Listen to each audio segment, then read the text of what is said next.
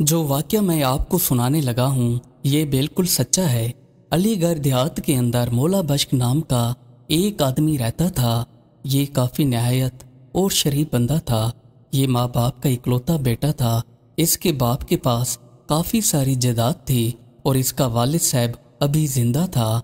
इसके करीबी रिश्तेदारों ने सोचा कि हम मौला बख्श को रास्ते से हटा देते हैं और इसकी जितनी भी जायदाद होगी इसके वालिद का बेटा ना होने की वजह से वो हमें मिल जाएगी, क्योंकि अब हमारी मछली का कांटा मौला बख्श है।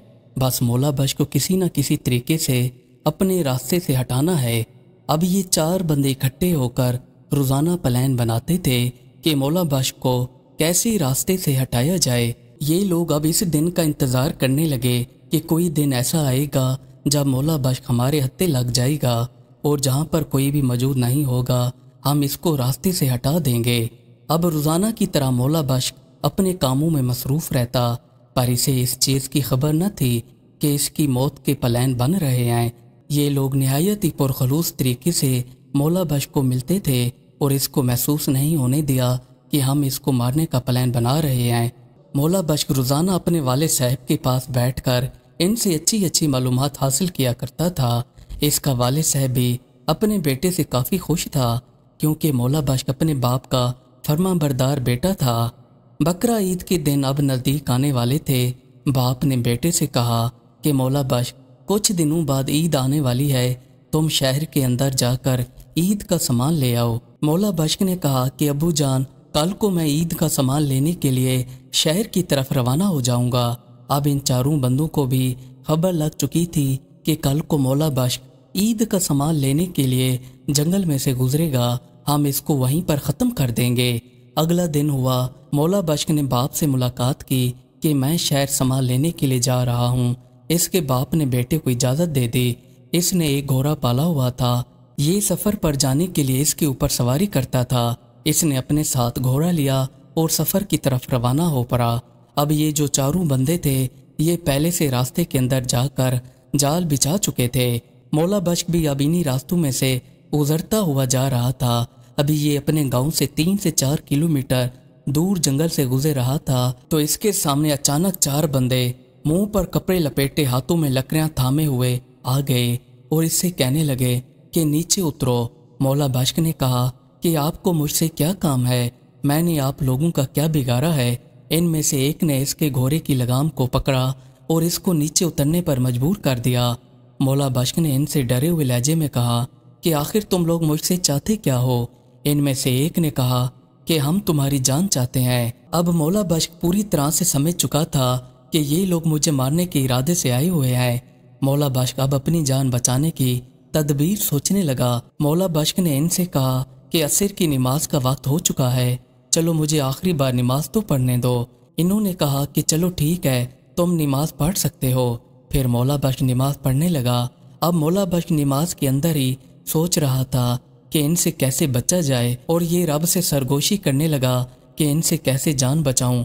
अभी ये नमाज के अंदर ही था तो इनमें से एक ने कहा कि देखते क्या हो, इससे ज़्यादा अच्छा मौका हमको और नहीं मिलेगा। क्या पता कहीं से मुसाफिर आ निकले और हमें इसे मारता हुआ देख ले, हम सब लोग पकड़े जाएंगे। बस देर न करो, अभी इसे सजदे की हालत के अंदर ही मार देते हैं। जैसे ही मौला बख्श सजदे की हालत में आया तो इन लोगों ने इसका सर उठाकर एक लकड़ी नीचे रखी और दूसरी ऊपर रखकर इसका सर दबा दिया। कुछ ही लम्हों बाद मौला बख्श इस दुनिया से जा चुका था। इन जालिमों ने मौला बख्श को नमाज के अंदर ही मार डाला, जबकि ये सब के सब मुसलमान थे और इनको ये भी रहम ना आया कि मौला बख्श रब के सामने सजदे में था, हमने इसे मार डाला। और ये लोग चंद ज़मीन के टुकड़ों की खातिर एक नहायत ही अच्छे इंसान को इस दुनिया से रुखसत कर चुके थे। जैसे ये लोग मौला बख्श को मार चुके थे तो इन्होंने सोचा कि अब इसके घोड़े को भी हम मार देते हैं। फिर इन्होंने इसके घोड़े को पकड़ा और इसके घोड़े को भी मार डाला। इन जालिमों को इस पर भी रहम ना आया। ये लोग जालिम और जाबिर लोग थे, इनको ज़रा भी तरस ना आया। अब ये इन दोनों को मार चुके थे। फिर सोचने लगे कि इनकी लाशों को कैसे ठिकाने लगाया जाए। कुछ देर बाद इनको एक रास्ता नजर आया। इन्होंने इन दोनों की लाश को दरिया के अंदर ही बहा दिया। इस दिन ऐसी बारिश हुई कि मुसलसल 10 दिन तक होती रही, जितने भी खून के निशानात थे वो बारिश की वजह से मिट गए। अब दुनिया में कोई निशान नहीं बचा था। इसी रात जब मौला बख्श घर नहीं पहुंचा तो इसका दामाद मौला बख्श को पूरे जंगल के अंदर ढूंढता रहा, पर इसका कोई नामो निशान नहीं मिला। फिर ये खाली हाथ ही वापस घर लौट आया। एक बच्चा जंगल के अंदर उस दिन ये सारा मंजर छुप कर देख रहा था। इसने जाकर मौला बख्श के घर वालों को सारी कहानी बताई कि 4 लोगों ने मौला बख्श को मार डाला था और मैं ये मंजर अपनी आंखों से छुप कर देखता रहा। पुलिस के पास जाकर रपट करवाई गई। पुलिस मौके वाली जगह पर आई तो वहां पर बारिश की वजह से सारे निशानात गायब थे।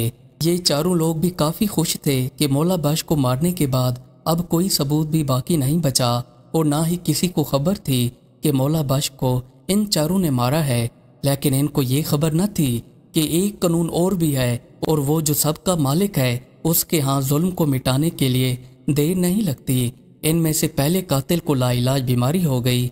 जितना भी इसका इलाज करवाया गया इसको कोई भी फर्क महसूस नहीं हुआ और ये दिन ब दिन अपनी मौत के करीब जाता गया।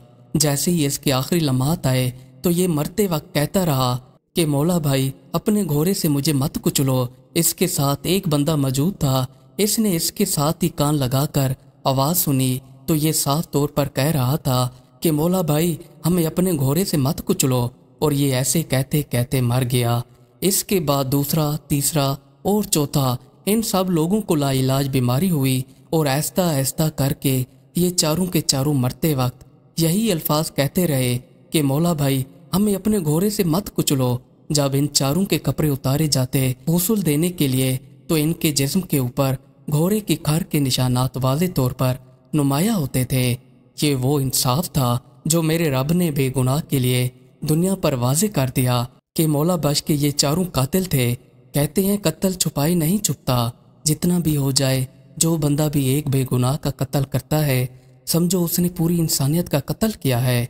अब ये चारों लोग ज़मीन लिए बगैर ही इस दुनिया से चले गए और चंद ज़मीन के टुकड़े की खातिर एक बेगुनाह को मार डाला, और इन चारों में से किसी को भी मौला बख्श की ज़मीन का एक टुकड़ा भी नहीं मिला और इन चारों का नामो निशान मिट गया। जब जुल्म बढ़ जाता है तो इसका नतीजा बहुत ही जल्द निकल आता है।